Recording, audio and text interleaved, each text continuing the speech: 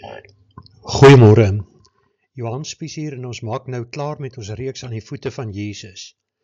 Ons het hierdie gelykenisse van Jesus geëindig met die 7 kere wat daar in Johannes geskryf is, ek is. Dit is uitsprake van Jesus waar hy gesê het wat hy is en hierdie 7 uitsprake vertel eintlik vir ons heeltemal wie hy is en wat hy vir ons doen. Vandag kom ons dan by die 7de en laaste hiervan en dit is waar Jesus gesê het, ek is die ware wynstok. En hierdie gedeelte bied vir ons 'n pragtige oorgang na die volgende reeks waarmee ons gaan begin, die Omega leer waar ons oor Openbaring gaan gesels, maar u sal later sien wat die verband tussen hierdie gedeeltes is. Gepraat van Openbaring, ons begin met hierdie reeks oor die Omega leer, wat ons Openbaring probeer verstaanbaar maak, dat die man op straat kan weet wat daar aangaan. En dit begin die naweek van die 18de en 19de in die Komtuis gemeente se kerkgebou, waar ons gaan begin gesels oor die wêreld in barensnood. Hoe dit werk, wat daar gebeur, daardie eerste voordrag sal 1400 uur, met ander woorde 2 uur die middag wees. Die Sondag het ons dan Openbaring in 'n neutedop wat ons binne 'n uur deur die hele boek Openbaring gaan hardloop om net 'n oorsigtelike beeld te kry en dan gaan ons die dinge later mettertyd gaan ons dit in meer diepte bestudeer. En dan gaan ons Sondag afsluit om 1 uur met wie is die Antichrist en ons gaan probeer om hierdie vraag te beantwoord en kyk wat se antwoord ons by uitkom. Maar kom ons keer terug na die gelykenisse toe, want dit is vandag die hooftema en is die laaste keer wat ons daaroor gaan gesels. Jesus is die wynstok en ons is die lote. Dit is vir ons opgeteken in Johannes 15, veral in vers 5. En as ons kyk na hierdie weergawe van die wynstok, dan sien ons die stok en ons kan ook sien dat daar aan die wynstok nie trosse druiwe is nie. Maar dan kry jy die lote of die takke wat uit hierdie wynstok voortspruit en hulle dra die vrugte. Maar hulle kan nie die vrugte dra sonder die wynstok wat die vog uit die aarde uitkry, wat die voedingsstowwe uit die aarde uitkry en dit in die lote instoot, sodat die lote die vrug kan dra nie. En dit wys vir ons die verhouding wat daar moet wees. Jy moet in Jesus geanker wees en hy voorsien jou van alles wat jy nodig het om vrug te dra in sy naam. En daarom kan jy nie roem as jy die vrug dra nie. Dit is hy wat die vrug dra, want hy voorsien jou van alles wat jy nodig het om hierdie vrug te dra. Maar kom ons kyk nou hoe Jesus hierdie gedeelte beskryf het. En ons begin en ons lees saam Johannes 15 vanaf vers 1. Ek is die ware wynstok en my Vader die landbouer. Elke loot wat in my nie vrug dra nie, neem hy weg, en elke loot wat vrug dra, die maak hy skoon, sodat dit meer vrug kan dra. Julle is al reeds rein deur die woord wat ek tot julle gespreek het. Bly in my, soos ek in julle. Net soos die loot geen vrug kan dra van homself as dit nie in die wynstok bly nie, so julle ook nie as julle nie in my bly nie. Kom ons ontleed hierdie gedeelte eers. Jesus is die wynstok en God is die landbouer wat toesig hou oor hierdie wingerd. God kyk dat alles in die wingerd reg verloop. Kom ons lees 'n bietjie verder. Elke loot wat aan my nie vrug dra nie, die neem hy weg. Met ander woorde, as jy nie die vrug produseer nie, en die vrug waarvan hier gepraat word is die vrug van die Heilige Gees. Lees gerus Galasiërs 5 vers 22, as jy 'n Engelse Bybel het, is dit vers 22 en 23, wat vir jou vertel wat is die vrug van die Gees. En daar word van jou as Christen verwag dat jy hierdie vrug moet dra. Maar as jy nie hierdie vrug dra nie, dan word jy weggeneem. Met ander woorde, wat hier beskryf word, mag impliseer dat die persoon wat nie die vrug dra nie, in die hel beland. Dan kom ons by die volgende gedeelte, dat elke loot wat vrug dra, word deur die landbouer, word deur God skoongemaak, sodat dit meer vrug kan dra. En dit is die dinge wat in ons lewe gebeur. Hoeveel dinge is daar nie wat jy nie van hou wat gebeur nie. Jy gaan deur moeilike tye. En dit is hoe jy beproef word, dat jy meer vrug kan dra. Die slegte plekkies in jou word uitgesny deur hierdie beproewings waardeur jy gaan. En jy word skoongemaak sodat jy die woord opreg kan bedien en dat jy God opreg kan dien deur dit wat jy doen. En dan kry ons die uitspraak wat ons elkeen met soveel blymoedigheid moet vervul. Want ons is reeds rein deur die woord wat Jesus tot ons gespreek het. Ons is rein deur die woord van God, ons is rein deur die Bybel wat ons bestudeer. Maar dan ook die opdrag, bly in my soos ek in julle. Ons moet in Jesus Christus bly, ons moet geanker bly in die woord van God, ons moet geanker bly in Jesus. En hy is in ons deur die trooster wat hy vir ons gestuur het na die hemelvaart. Die Heilige Gees is in ons en die Heilige Gees is die een wat ons dan dra deur hierdie moeilike tye. En dan weer die uitspraak wat ek net nou al oor gepraat het, net soos die loot geen vrug kan dra van homself as dit nie in die wynstok bly nie, so julle ook nie as julle nie in my bly nie. Kom ons lees verder. Die volgende paar verse sê vir ons dat Jesus herhaal hom basies self hier en hy sê weer 'n keer, ek is die wynstok, julle die lote. Wie in my bly en ek in hom, hy dra veel vrug, want sonder my kan julle niks doen nie. As iemand in my nie bly nie, word hy uitgewerp soos die loot en verdroog, en hulle maak dit bymekaar en gooi dit in die vuur en dit verbrand, en dit is vir ons sketsend van die hel. Met ander woorde, dit wat ek net nou gesê het, wat dit kan impliseer, dat so 'n persoon nie gered is nie, en hier sien ons dit duidelik, dat as iemand nie in Jesus bly nie, word hy uitgewerp, hy word verdroog, hy beteken niks vir God nie, en dan word hulle bymekaar gemaak en in die hel gegooi, en dit is die gedeelte wat ons gaan bespreek as ons Openbaring behandel, van waar hierdie hele proses plaasvind. As julle in my bly en my woorde in julle, sal julle vra net wat julle wil hê en julle sal dit verkry. Hierin is my Vader verheerlik dat julle veel vrug dra en julle sal my disippels wees. Nou as ons kyk na hierdie gedeelte, is dit weer een van die gedeeltes wat so dikwels verkeerd vertolk word. Alles wat julle my vra sal julle kry. Maar hier is eintlik 'n fynskrif by wat ons nie raak sien as jy nie die hele Bybel bestudeer nie. En hierdie fynskrif vertel eintlik vir ons dat alles wat jy vra om die koninkryk van God uit te brei, as dit volgens God se wil is, sal hy dit vir jou gee. Dit gaan nie oor jou as persoon nie. Wat is ons as mense eintlik? Ons is niks. Dit gaan oor God se koninkryk en ons moet ons bearbei om God se koninkryk uit te bou. Ek gee hier 'n hele paar verwysings wat jy kan nagaan. Dit is elke keer te doen met die wynstok. En dit kom uit die Ou Testament uit, waar daar profesieë uitgespreek is oor hierdie gedeelte. En gewoonlik word hierdie spreek van die wynstok gebruik vir die Jode. Maar hier is 'n geval waar dit ook op ons van toepassing is. Dit was aanvanklik uitgespreek vir die Jode, maar deur die genade tydperk wat daar aangebreek het, het ons ook deel daarvan gekry. U sal onthou toe ons gesels het oor Romeine, het ons gekom by die gedeelte waar gepraat word van die olyfboom wat Israel is, en dat van die takke uitgeruk is, en dat die wilde olyf, die heidene, daar ingeplant is, dat ons kan deel hê in die soetigheid, dat ons kan deel hê van die sap van die boom. En dit is wat hier ook te kenne gegee word. Ons het deel aan die koninkryk deur God se genade. Dit is nie omdat ons so goed is, omdat ons enig iets gedoen het, omdat ons enig iets bereik het nie. Dit is bloot genade wat maak dat ons dan hierso ook kan vrug dra. Ons gaan aan van vers 9 af. Soos die Vader my lief gehad het, het ek julle ook lief gehad. Bly in hierdie liefde van my. As julle my gebooie bewaar, sal julle in my liefde bly, net soos ek die gebooie van my Vader bewaar en in sy liefde bly. Dit het ek vir julle gesê, dat my blydskap in julle kan bly en julle blydskap volkome kan word.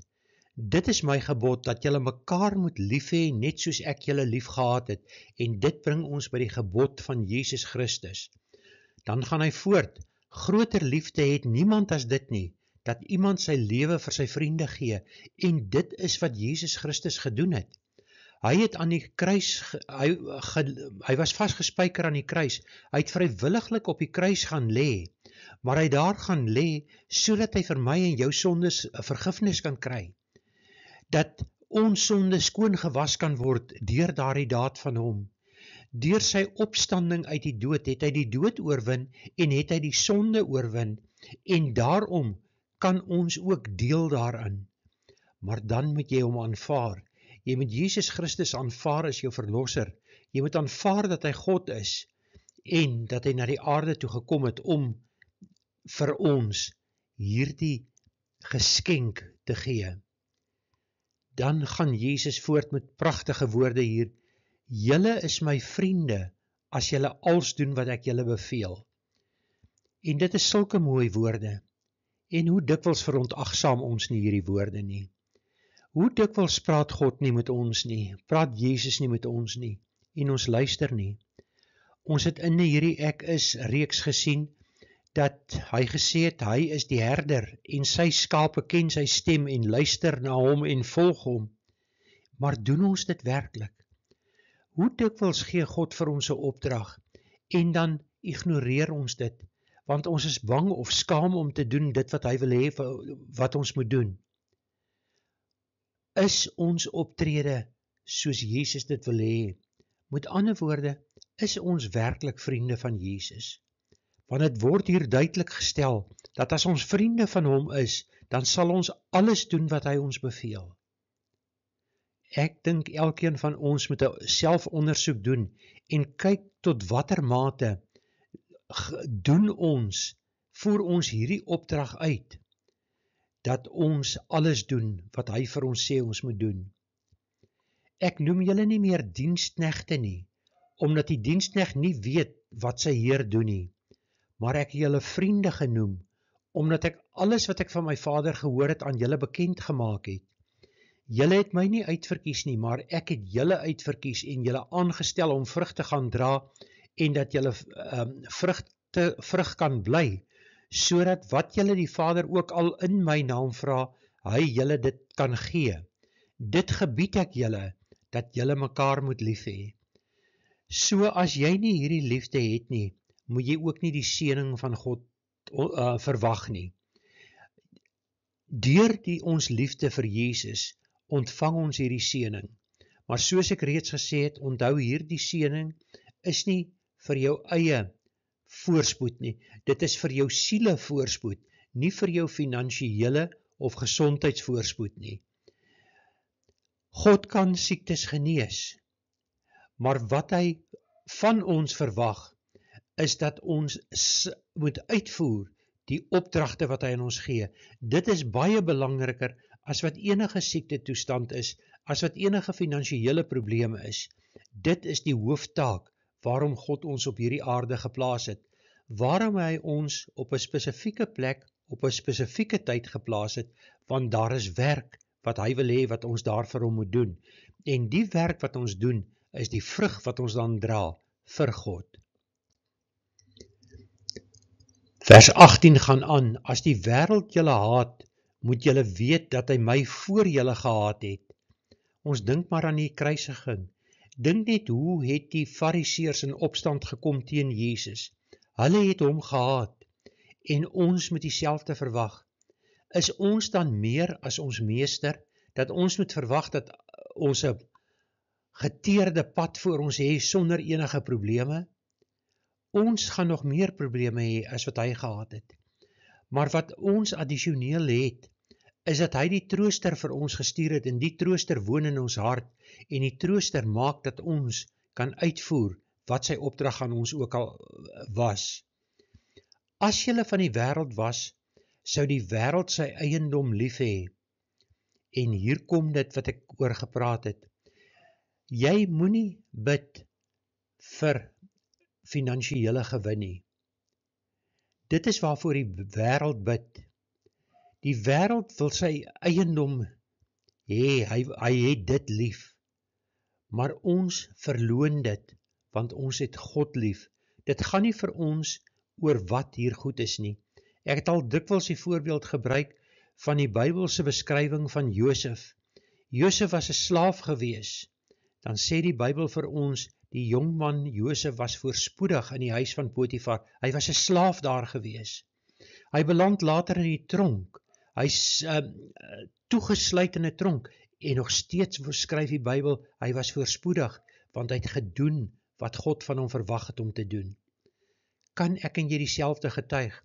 Of as ons die geringste teenstand in die wêreld ondervind, dan wil ons niks meer doen nie, ons probeer ons afsluit van die godsdiens en ons weier om God se opdrag aan ons uit te voer. Luister jy nog na God? Luister jy na wat hy vir jou sê? Jesus gaan voort. Onthou die woord wat ek vir julle gesê het. 'n Diensknegt is nie groter as sy Heer nie. As hulle my vervolg het, sal hulle jul ook vervolg. As hulle my woord bewaar het, sal hulle jul woord ook bewaar. Maar al hierdie dinge sal hulle aan julle doen ter wille van my naam, omdat hulle hom nie ken wat my gestuur het nie. En in hierdie wêreld waar ons leef, ons dink aan die moord van Charlie Kirk so 'n week en 'n half gelede. Hy was besig om God se woord te bedien. Toe word hy geskiet. Hy word geskiet deur iemand wat sê dat hy hom geskiet het omdat Charlie die wêreld haat. In 'n sekere sin is hy reg. Maar Charlie het nie die woord haat gebruik nie. Charlie het vertel van liefde. Hy het vertel van sy liefde vir God en hoe lief God elkeen van die mense het wat kom luister. Hy het vertel, hy het jong mense uitgenooi om met hom te kom redeneer en dan het hy hulle gewys dat die Bybel die waarheid is, dat die Bybel waaragtig is. Hoeveel van hulle het nie by verskillende geleenthede gekom en sogenaamde teenstrydighede in die Bybel probeer voorlê nie. En elke keer het hy hulle daarop gewys, maar dit is nie 'n teenstrydigheid nie. Dis 'n verkeerde vertolking wat dit laat lyk asof dit teenstrydig is. Maar dit is nou wat ek en jy moet doen. Ons moet weet dat hulle ons ook sal vervolg as ons sy woord verkondig. En dit bring ons by ons werkplek. In die werkplek is dit gewoonlik taboe om oor godsdienst te gesels. Maar mense kan oor allerhande dinge gesels en dan kry jy die geleentheid om in te spring as daar byvoorbeeld iets gesê word oor Israel, as daar iets gesê word oor homoseksualiteit. Dan kan jy God se woord uitdra en jou standpunt daar stel, want iemand anders het daaroor begin praat. Maar nou is ons so bang vir wat kan gebeur en wat dit aan ons bevordering kan doen, dat ons swyg as hierdie geleentheid in ons skoot val waar ons eintlik moes opgetree het. Maak jy gebruik van al hierdie geleenthede wat na jou kant toe kom, of laat jy dit ook maar verbygaan sonder om jou eintlik daaraan te steur?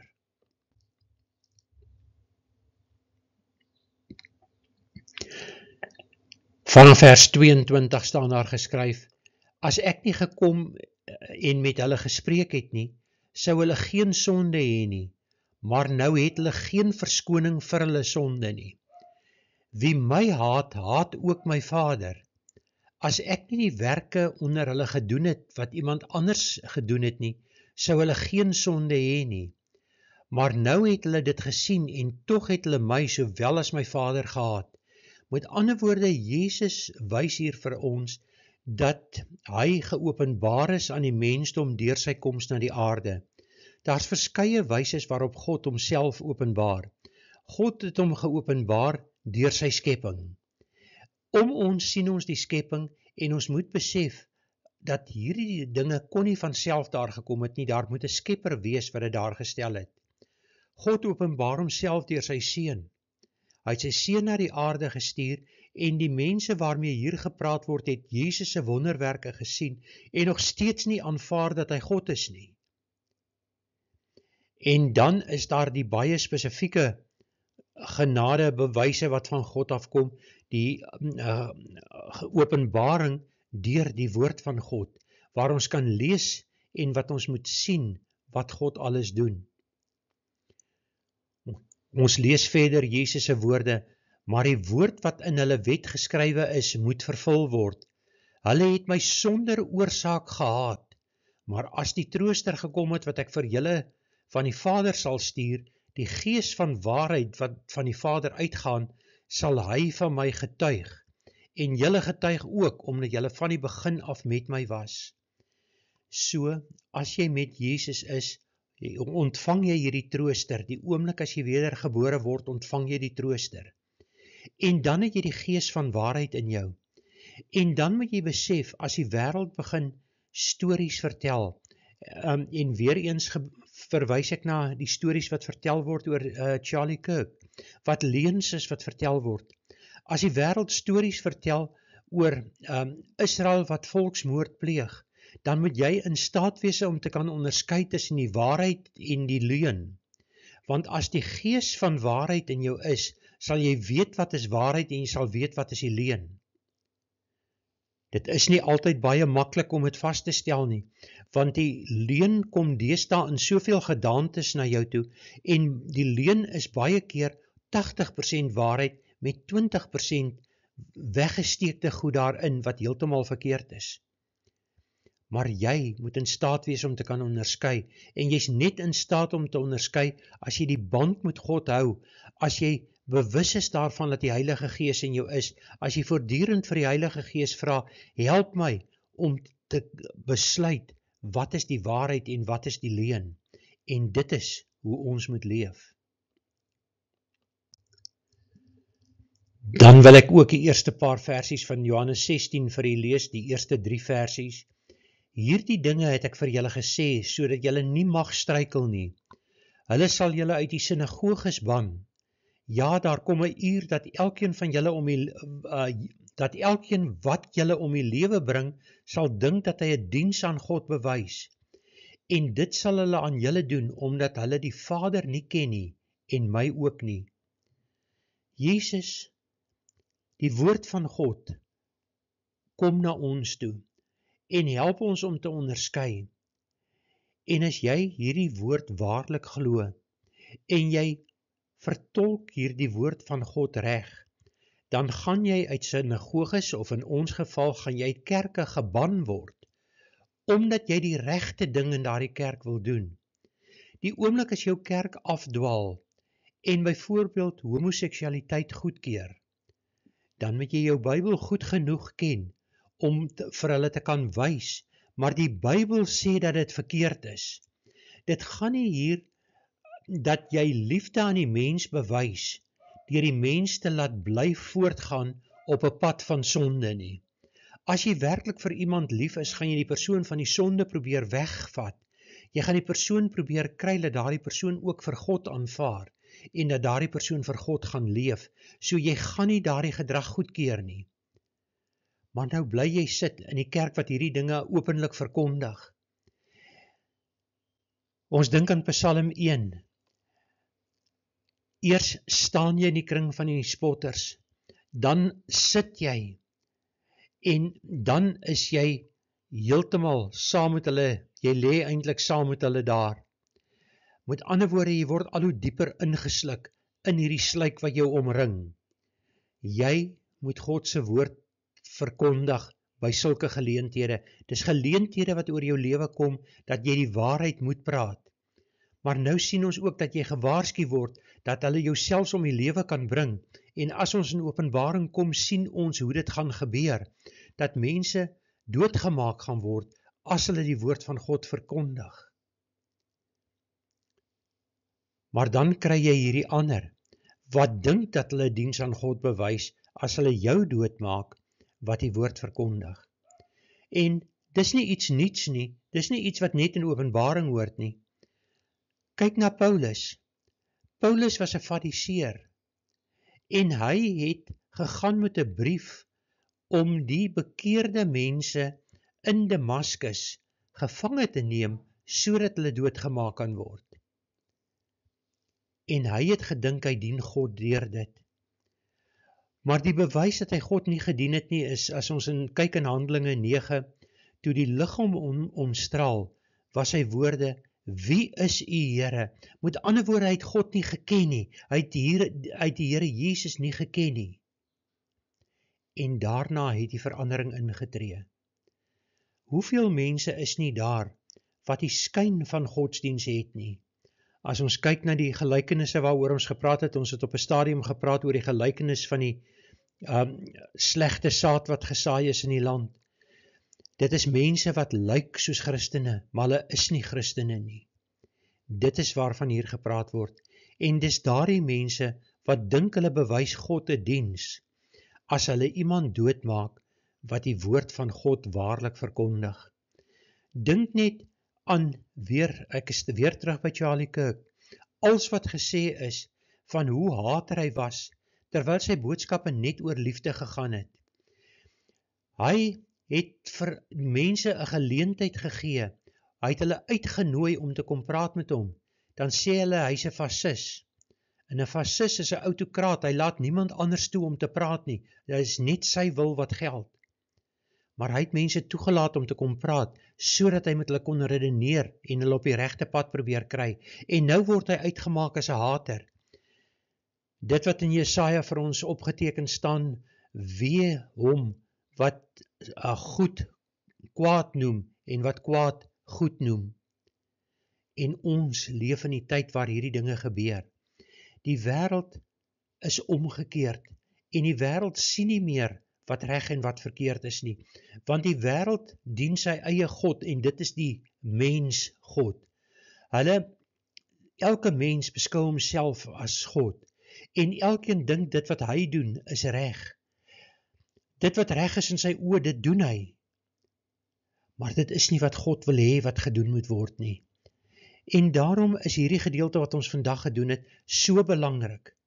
Jy moet weet wat God se opdrag aan jou is, en jy moet uitvoer, en jy moet jou naaste lief hê, en jy moet jou naaste so lief hê, dat jy bereid is om jou lewe af te lê vir jou naaste. Het jy jou naaste so lief? Is dit hoe jou lewe lyk? Of is jou lewe ook gesentreer om die God ek? Dat alles net om jou draai, dat dit wat jy sê die waarheid is en alle ander mense leuns vertel. Kyk mooi na jou lewe, stel selfondersoek in, ontbloot jou hart aan God en vra hom om vir jou te wys oor dinge wat verkeerd is in jou lewe. Slegs dan is jy op die regte weg. So, kom ons sluit hierdie reeks af deur saam te bid. Almagtige God en Hemelse Vader, baie dankie dat ons weer na u woord kon luister. Here, baie dankie vir die boodskap wat so duidelik vir ons opgeteken staan. U is die wynstok, ons is die lote. Almagtige God, u is die landbouer en u snoei uit die wat nie vrug dra nie. Help elkeen wat na hierdie boodskap luister om vrug te dra, om geanker te bly in die woord van God, om geanker te bly in Jesus Christus, om so geanker te wees, dat die Heilige Gees, die trooster, in elkeen van ons sal woon, en ons sal wys wat is die waarheid en wat is die leuen, dat ons volgens u wil sal leef, en u sal volg, waarheen u ons ook al lei. U is die pottebakker en ons is net die klei. Gee dat ons nie sal murmureer oor dit, die weg waaroor u ons stuur nie. Help u ons, dat ons waaragtig vir u sal lewe. Ek vra dit in die naam van ons Verlosser, Jesus Christus. Amen.